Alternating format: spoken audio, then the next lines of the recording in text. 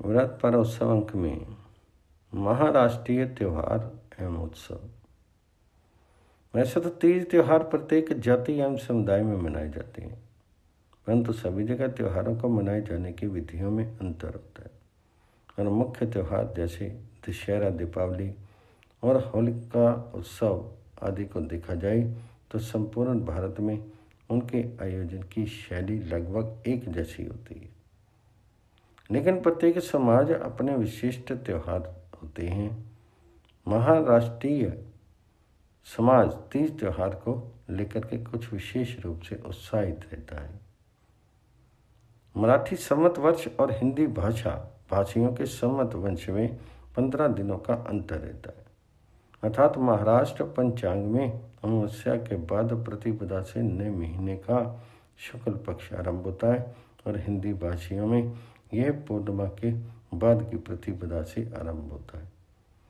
हिंदी संवत का मास मराठी मास के 15 दिन पूर्व समाप्त होता है। वैसे हिंदू पंचांग के अनुसार वर्ष की समाप्ति चैत्र कृष्ण अमावस्या को ही होती है। पहला है वर्ष प्रतिपदा, गुड़ी पड़वा। त्योहारों की महाराष्ट्रीय कड़ी का प्रारंभ चैत्र मास के शुक्ल पक्ष के प्रतिपदा से प्रारंभ होता है, जिसे वर्ष प्रतिपदा कहा जाता है। ये दिन मराठी में गुड़ी पड़वा कहलाता है। इसका महत्व प्रत्येक महाराष्ट्रीय घर में है। प्रातः लोग स्नान आदि से निवृत्त होकर के रेशमी वस्त्र धारण करके अपने घर में छत पर या फिर आंगन में एक 5 से 6 फीट ऊंचा डंडा खड़ा करते हैं, उसे वस्त्र से लपेटते हैं। उसके ऊपर चांदी की कटोरी, गिलास अथवा लोटा उलट करके लगा देते हैं तथा काजल से आँख, नाक, कान और मुंह बना करके एक आकृति प्रदान करते हैं और उस पर मिश्री का एक बड़ा टुकड़ा रख करके उसे चंदन रोली लगा करके उसकी पूजा करते हैं तथा भगवान जी से पूरा साल सकुशल जीतने की प्रार्थना करते हैं। इस त्योहार का पका हुआ अन्न विशेष रूप से गोड़ भात या केसरी भात, मीठा चावल जिसमें काजू, किशमिश आदि मेवे पड़े होते हैं, होता है। अनेक घरों में शाम को आप्त इष्ट मित्रों को बुलाया जाता है और उन्हें मलाईदार दूध पिलाया जाता है।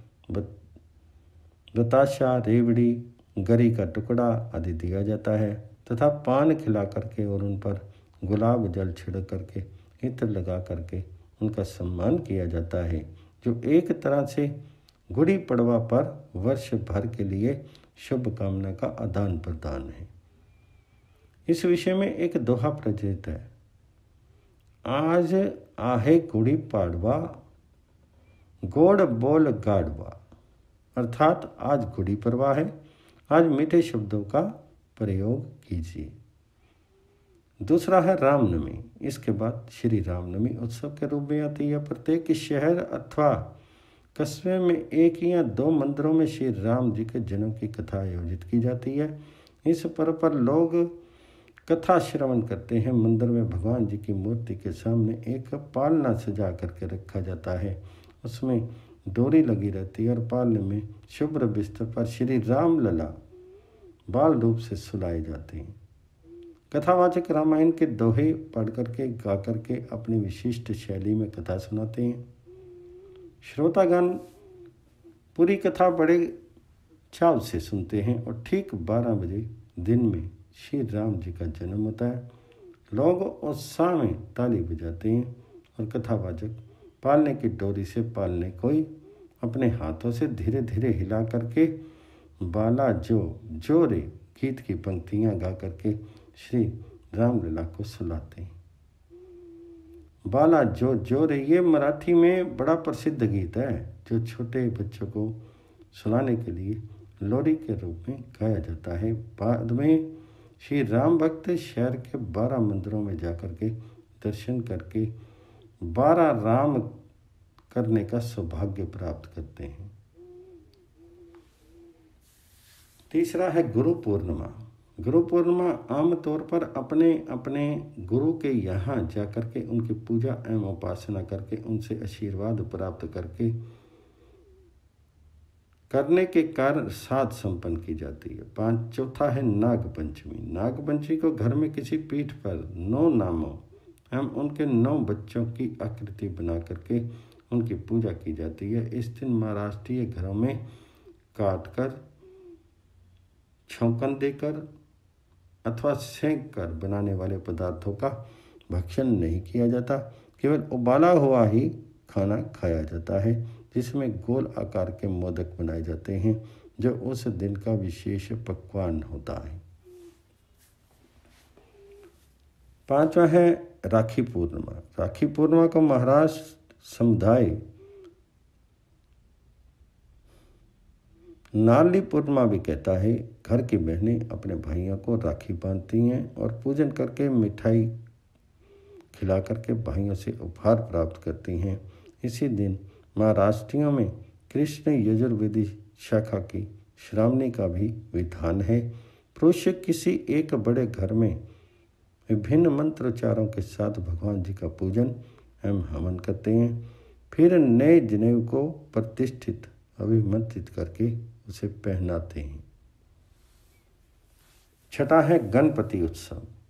महाराष्ट्रियों का सबसे प्रमुख पर्व और उत्सव रूपी त्यौहार गणपति उत्सव होता है, जिसका स्वरूप वैसा ही होता है जैसे सारे देश में और विशेषतः बंगाल में दुर्गा पूजा का होता है। गणेश उत्सव प्रारंभ की पूर्व तिथि को संध्या में महाराष्ट्रीय घर की स्त्रियों, अन्य समाज की महिलाओं के साथ साथ हरिताल का पर्व मनाती हैं। इसकी पूर्व संध्या पर मराठी घरों में डाटा मनाया जाता है, जिसमें भांति भांति के व्यंजन और पकवान बना करके स्त्रियों को खिलाए जाते हैं, जिससे अगले दिन वे स्त्रियां निर्जल उपवास करने के लिए तैयार हो जाएं। हरितालिका के दिन पूर्व उपवास के बाद रात में घर में आसपास की तीज उपवास वाली स्त्रियां बुलाई जाती हैं और रात भर के उनके कीर्तन, भजन, नृत्य आदि का कार्यक्रम चलता है। लड़कियां आपस में फुआड़ी, चक्री आदि खेल करके दिन के उपवास को सहजतापूर्वक व्यतीत करती हैं। बाद में प्रातःकाल होने पर उन्हें स्नान के बाद पीठल भात खिलाया जाता है। बेसन से बनी हुई गाढ़ी कढ़ी को पीठल कहते हैं। बाद में मिठाई आदि देकर के हल्दी रोड़ी लगाने के बाद स्त्रियों को विदा किया जाता है। गणपति का त्योहार तो सदियों से महाराष्ट्रीय समाज का व्यक्तिगत और पारिवारिक कार्यक्रम है। हर महाराष्ट्रीय घर में गणेश भगवान जी की मूर्ति स्थापित की जाती है, जो अलग अलग पारिवारिक परंपरा के अनुसार 2 से 7 दिनों तक पूजन आदि के बाद विसर्जित की जाती है। सुबह शाम पूजन, आरती और मंत्र पुष्पांजलि का कार्यक्रम प्रत्येक घर में होता है। उस समय सुख करता, दुख हरता, वार्ता, विघ्नाची आरती गाई जाती है। ऐसा कोई विरला ही महाराष्ट्रीय होगा जिसके घर ये आरती ना होती हो। गणेश जी को मोदक के साथ पूजा जाता है। उनका विशेष प्रसाद होता है पंच खाद्य। ये गरी, मखाना, मिश्री, छुआरे के टुकड़े और चिरांजी मिला करके तैयार किया जाता है। इसी दौरान महाराष्ट्रीय घरों में जब भगवान गणेश जी की स्थापना होती है तो अधिकांश घरों में लक्ष्मी स्वरूपा कंकरों की भी पूजा होती, जिसे खड़ियाची लक्ष्मी कहते हैं। गणेश मूर्ति स्थापना के अगले दिन घर के कोई सौभाग्यवती स्त्री नदी पर जाकर के पानी में से 7 कीमा 9 कंकड़ ले आती है, जिन्हें लक्ष्मी मान करके गणेश जी के साथ ही पूजा जाता है और अगले दिन पकवान का भोजन बना करके ब्राह्मण, सौभाग्यवती महिला और कुमारिका को आमंत्रित करके खिलाया जाता है। अगले दिन भगवान गणेश के साथ साथ कंकड़ रूपी लक्ष्मी का विधिवत पूजन अर्चन के साथ घर का मुखिया 16 वस्त्र धारण करके हाथ में छोटी सी घंटी बजाते हुए गणपति बप्पा मोरिया पड़च्या, वर्षी, लवकरिया। गणेश जी अगले वर्ष जल्दी आइए। इसके उद्घोष के साथ गंगा जी में उनका विसर्जन करता है। घाट पर सभी को चने की भिगोई दाल में नमक मिर्च डाल करके और पंच खाद्य का प्रसाद वितरण किया जाता है। गणपति लक्ष्मी विसर्जन के बाद थाली में गंगा जी का जल और मिट्टी अथवा रेत ला करके घर में रखी जाती है। 20वां शताब्दी के प्रारंभ से लोकमान्य बाल गंगाधर तिलक ने गणपति के इस उत्सव में विलक्षण शक्ति का प्रादुर्भाव देखा। उन्होंने भगवान गणेश जी के इस उत्सव को सार्वजनिक महानता प्रदान की और इसके माध्यम से राष्ट्रीय भावनाओं को उजागर किया। तिलक महाराज के आह्वान पर गणपति उत्सव सप्ताह पर्यंत किए जाने लगे। बच्चों और बच्चियों द्वारा गले और कमर में केसरी या पट्टे बांध करके दोनों हाथों में तिपरी या डांडिया की तरह आकर्षण रंगीन लकड़ियां लेकर के रामवेद स्वर में गायन से भव्यता और बढ़ गई। भगवान गणेश की प्रशस्ति के अलावा बच्चों के मुख से निकलने वाले जोश के पदम हा हेती असो अभिमान हिंदुम च हिंदुस्तान अथवा उठो अब हिंदुओं जागो नहीं है वक्त सोने का एक अलग ही समा बांधते थे। गणेश जी की प्रतिष्ठा हेतु उन्हें लाने अथवा महोत्सव समाप्ति पर उनके विसर्जन जुलूस पर शोभा यात्राओं के भीड़ में मार्ग में भीड़ उमड़ पड़ती थी। इन शोभा यात्राओं के दौरान बच्चों के गोफ नृत्य जिनमें पदम गाते हुए गोफ के 8 पट्टों को गूंथ करके रस्सीनुमा बनाना और उसी तरह विपरीत रूप में चल करके उन्हें पुनः खोल देना अपने में एक आकर्षक कार्यक्रम होता है। यह परंपरा अभी तक कायम है। 7वां है अनंत चतुर्दशी। अनंत चतुर्दशी को भगवान अनंत की पूजा होती है। बहुत पहले गणपति उत्सव अनंत चतुर्दशी तक चलता था, पर आज ये साप्ताहिक हो गया है। 8वां है नवरात्र। नवरात्र उत्सव ही महाराष्ट्रीय समुदाय में 9 दिनों तक मनाया जाता है, जो अश्विनी शुक्ल प्रतिपदा से नवमी तक रहता है। इसे माँ शारदा या महालक्ष्मी के पूजन श्रृंगार का विधान देता है। नवरात्र का एक विशिष्ट महाराष्ट्रीय त्यौहार है महालक्ष्मी।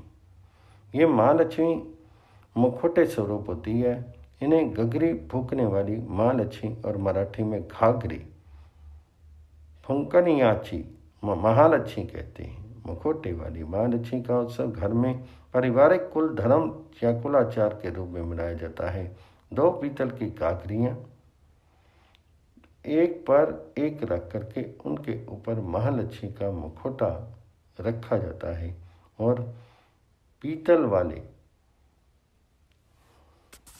भाग को एक साड़ी से इस तरह सजाया जाता है कि सामने से देखने वाले को एक दिव्य स्वरूपा महालक्ष्मी की मूर्ति दिखे। वह मुखौटा चावल के आटे को उबाल करके उसका गोला बना करके उससे बनाया जाता है। इस पूजा विधान के अतिरिक्त उस दिन मध्याह्न काल में अतिथि सौभाग्यवती स्त्रियों और कुमारिकाओं को विशेष रूप से आमंत्रित किया जाता है और बड़े उन्हें जो भोजन परोसा जाता है उसमें विभिन्न प्रकार के व्यंजन होते हैं। उस दिन रात के समय कुछ विभिन्न स्थानों अथवा मंदिरों में गगरी फूकने वाली लक्ष्मी का आयोजन होता है, जो अपने में एक अद्भुत विशेषता है। वहाँ भी मुखौटे वाली लक्ष्मी जी के सामने सभी जगह से बारी बारी से आकर के स्त्रियां अपनी अपनी पीतल या मिट्टी की गगरी फूकते हुए गोल चक्कर में नाचती हैं। 9वां है दशहरा। दशहरा महाराष्ट्रीय घरों में विविध व्यंजन एवं पकवान के भोजन के साथ बनाया जाता है। 10वां है शरद पूर्णिमा। शरद पूर्णिमा को महाराष्ट्रीय घरों में कोजागरी पूर्णिमा के रूप में मनाया जाता है, जिस दिन परिवार की पहली संतान का पूजन तथा आरती करके नव वस्त्र धारण कराए जाते हैं और फिर मलाईदार दूध, रेवड़ी, गरी तथा सिंघाड़े के टुकड़े दिए जाते हैं। भोज्य पदार्थों की ये सामग्री सभी को दी जाती है। कोजागरी पूर्णिमा के दिन छोटे बड़ों को सोन, शमी पत्र देकर के चरण स्पर्श करते हैं एवं बड़े छोटों को उपहार स्वरूप द्रव्य अथवा वस्त्र प्रदान करते हैं।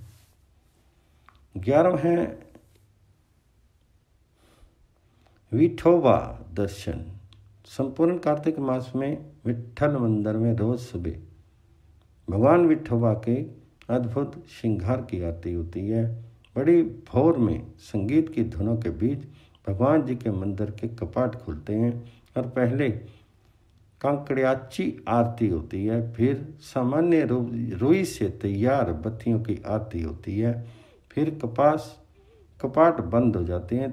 तब तक संगीत चलता रहता है। जब पर्दा खुलता है तो भगवान विठोबा मक्खन से सरोवार रहते हैं।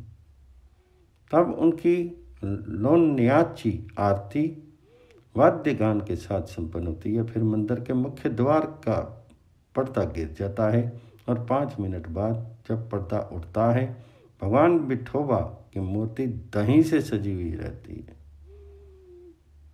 इसे दहियाची आरती कहते हैं। बाद में सभी को श्रीखंड, दही से बना मिष्टान का प्रसाद दिया जाता है। 12वां है कुछ अन्य महोत्सव। तुलसी विवाह, मकर संक्रांति, महाशिवरात्रि, होली, रंग पंचमी आदि त्योहार लगभग उसी ढंग से मनाए जाते हैं जैसे सर्वत्र मनाए जाते हैं। केवल सत्यनारायण पूजा में यह विभिन्नता होती है कि इस पूजा में नैवेद्य के रूप में पंजीरी न होकर के केवल हलवे को केले के टुकड़ों से सजा करके नैवेद्य दिखाया जाता है। 13वां है स्त्रियों के विशिष्ट त्योहार।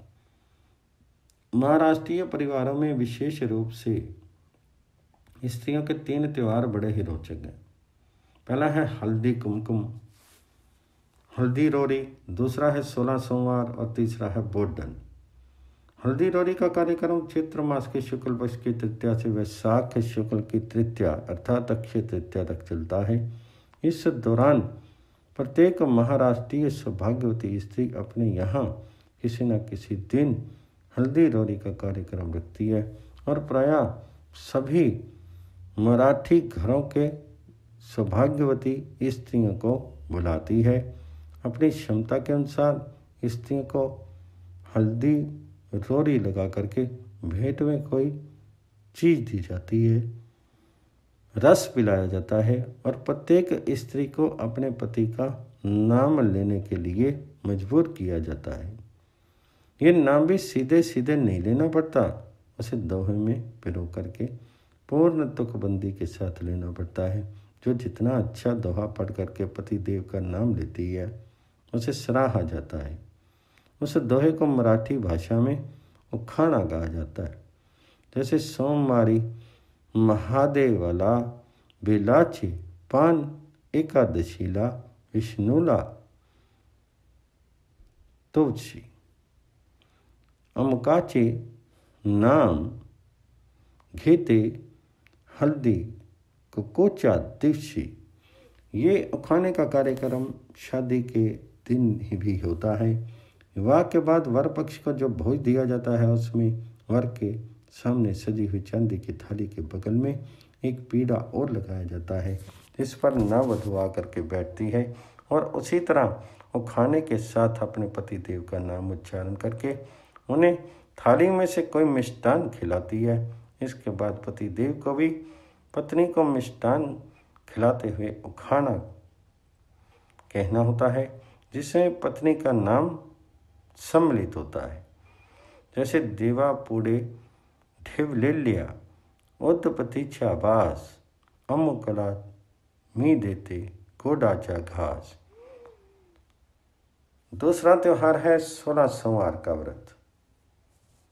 ये काम्य व्रत है। इस व्रत में घर की सौभाग्यवती स्त्री की वहाँ पुरुष 16 सोमवार शक्तियाँ निर्जल उपवास करते हैं। सायंकाल सूर्यास्त के पूर्व भोजन करते हैं और 16वें सोमवार को 16 दंपति एवं इतनी ही कुमारिकाओं को सायंकाल भोजन करा करके अपने 16 सोमवार व्रत का उद्यापन संपन्न करती हैं। इस व्रत में प्रत्येक सोमवार के दिन चूरमे के 3 लड्डुओं का नैवेद्य होता है, जिसमें से एक गाय को खिलाया जाता है, दूसरा ब्राह्मण को और तीसरा स्वयं ग्रहण किया जाता है। इस चूरमे के आटे की बड़ी ही पवित्रता से तैयार किया जाता है। गेहूं अपने हाथ से पीसे जाते हैं। तीसरा त्यौहार है बोडन। महाराष्ट्रियों में जो कोंकणस्थ ब्राह्मण होते हैं उनके यहाँ एक कुलाचार बोडन अपने घर में पुत्र होने पर, मुंडन, विवाह इत्यादि प्रत्येक शुभ कार्य होने पर एक कार्य के हिसाब से एक बोडन किया जाता है। एक बोडन में 4 सौभाग्यवती स्त्रियां तथा एक कुमारिका को आमंत्रित किया जाता है और एक पीतल की बड़ी थाली, जिसे प्रात कहते हैं, उसमें घर के उपासना मंदिर से निकाल कर कुल देवी की छोटी प्रतिमा रखी जाती है और उसमें दूध, दही एवं पकवान परोसा जाता है और सभी निमंत्रित सौभाग्यवती स्त्रियां तथा कुमारिका एवं घर की एक सौभाग्यवती स्त्री प्रात के चारों ओर बैठ करके सभी को खूब मथती है और बार बार देवी की पूजा आराधना के साथ भजन गा करके प्रार्थना करती है। बाद में देवी को उपासना स्थल पर स्वस्थान रखने के बाद उस बड़ी थाली की सभी वस्तुओं को गाय को खिलाया जाता है या नदी में प्रवाहित कर दिया जाता है। सभी लोग उत्तम भोजन के बाद विदा होते हैं। ये कार्य विशेष कार्य होने पर मनौती के रूप में भी किया जाता है। महाराष्ट्रीय देशस्थ ब्राह्मणों के साथ ऐसा ही कुलाचार गौंधल के नाम से मनाया जाता है। इस प्रकार महाराष्ट्र के त्यौहार केवल धार्मिक महत्व के नहीं होते, अपितु इन सभी पर्वों से आपसी सौहार्द, सहिष्णुता और एकता को बल मिलता है। व्रत पर्व में गुजराती व्रत, त्योहार और मेले। दक्षिणात्यों की भांति गुजराती समाज के चांद्रमास भी अमांत होते हैं, अर्थात मास शुक्ल पक्ष से आरंभ होते हैं। फलता चैत्र मास नवरात्र से प्रारंभ होगा और उत्तर भारत की वैशाख अमावस्या को चैत्र मास समाप्त होगा। उनकी जन्माष्टमी श्रावण कृष्ण की कही जाएगी। शेष मास भी इसी क्रम से चलेंगे, क्योंकि हिंदू व्रत त्यौहार सभी हिंदू धर्म अनुयायियों के लिए एक ही हैं। अतः कृष्ण पक्ष में पड़ने वाले व्रत त्योहारों का मास नाम भिन्न होगा। यथा यहाँ की फागुन की पड़ने वाली शिवरात्रि गुजरातियों के माघ मास में पड़ेगी। सामान्यतः पूजन, उपवास, व्रत, तीर्थ यात्रा आदि का विधि विधान और क्रम भी अन्य भारतीयों की ही भांति है।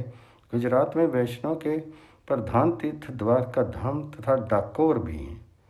शैवों के प्रसिद्ध तीर्थ सोमनाथ तथा नागेश दोनों ज्योतिर्लिंग एवं शाक्तों के अम्बा, जूनागढ़, सिद्धपुर का मातृतीर्थ बहुचरा, अरासुरी, पावागढ़ की काली इत्यादि प्रसिद्ध तीर्थ। गुजराती अपनी अपनी परंपरा के अनुसार इन देवताओं के उपासक हैं। पंचक्रोशी यात्रा का गुजरातियों में विशेष प्रचलन है। विवाह संस्कार, यज्ञोपवीत, अंत्येष्टि आदि संस्कारों में गुजराती समाज की अपनी विशेषता है और कुल देश तथा समाज की विशेष परंपराओं का पालन होता है। उदाहरणार्थ, अंत्येष्टि में शव को घर से कपड़े में लपेट करके हाथ से उठा करके ले जाते हैं और घाट पर बांस की तिखड़ी, कवन इत्यादि का प्रयोग होता है। गुजराती समाज में स्त्रियां भी शमशान घाट पर जाती हैं और स्नान एवं तिलांजलि देती हैं। विवाह आदि शुभ कार्यों के बाद रत्ना देवी रन्नादे की बारात का आयोजन होता है। जो रत्ना देवी की पूजा का ही एक रूप है। प्रमुख विशेषताओं के अतिरिक्त गुर्जर समाज में विशेष रूप से मनाए जाने वाले वर्ष पर्व उत्सव इस प्रकार हैं। चैत्र मास के नवरात्र। चैत्र मास से शुक्ल पक्ष प्रतिपदा से नवमी तक देवी की उपासना होती है। बहुत से लोग नवरात्र में उपवास करते हैं। घाट में देवी की स्थापना करके पूजन किया जाता है। श्री दुर्गा सप्तशती पाठ होता है। चैत्र शुक्ल नवमी को रामनवमी का व्रत रखा जाता है और श्री राम जन्म महोत्सव मनाया जाता है। वैशाख मास शुक्ल पक्ष। अक्षय तृतीया को घट, वस्त्र, पंखा, अन्न, द्रव्य आदि का दान होता है। वैशाख शुक्ल चतुर्दशी को नरसिंह भगवान जी का पूजन तथा जन्म उत्सव मनाया जाता है। ज्येष्ठ शुक्ल पक्ष निर्जला एकादशी, अम्बा द्वादशी एवं पूर्णिमा को वट सावित्री व्रत सौभाग्यवती स्त्रियों द्वारा बरगद की पूजा की जाती है। आषाढ़ की शुक्ल पक्ष रथ यात्रा आयोजित होती है। इसी मास में व्यास पूर्णिमा भी मनाई जाती है। सावन का पूरे महीने भगवान शंकर जी की पूजा आराधना होती है। प्रत्येक सोमवार को उपवास और विशेष शिव पूजन होता है। कुछ लोग रुद्र अभिषेक भी कराते हैं तथा पूर्णिमा को श्रावणी और रक्षाबंधन विशेष उत्साह से मनाया जाता है। भाद्रपद कृष्ण पंचमी को नागरों की नाग पंचमी होती है। भाद्रपद कृष्ण अष्टमी गुजरातियों की श्रावण कृष्ण अष्टमी को प्रत्येक घर में अपनी शक्ति और सामर्थ्य के अनुसार श्री कृष्ण पूजन, जन्म उत्सव और झूला का आयोजन होता है। व्रत तो प्रायः प्रत्येक घर में होता है। भाद्रपद शुक्ल चतुर्दशी को अनंत चतुर्दशी मनाते हैं। अश्विनी कृष्ण पक्ष।